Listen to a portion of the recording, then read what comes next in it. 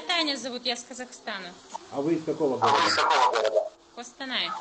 Это та часть Казахстана, на которую российские политики глаз положили. Не знаю, по крайней мере, Костанай раньше был Николаевской губернией. А это получается исконно русские земли, подаренные Казахстану. Да.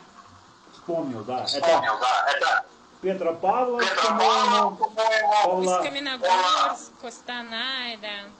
Это дали на 50 лет в аренду, по-моему, и аренда закончилась. Типа надо возвращать или как? Ну, по-любому. А что у вас говорят?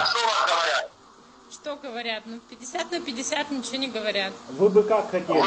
Вернуться назад в Николаевскую губернию? Или в Казахстане хорошо?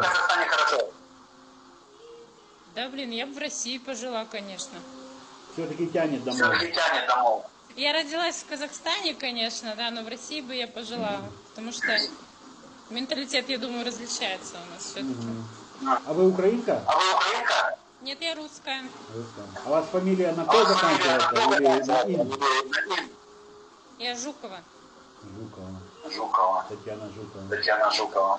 А вы на работе сейчас? Да, конечно, обязательно. С кем вы работаете? Что? Я повар. А вы бешпармак умеете готовить? Нет. А что значит бешпармак? А как переводится бешпармак? Я в курсе. Как называется ваш ресторан, кафе? Мята. Это в Костанае, да? Да. А вы бы хотели, чтобы у вас тоже провели референдум? Сначала отсоединиться от Казахстана, ну как в Крыму было. Вы знаете, что в Конституции России она не может присоединить часть территории.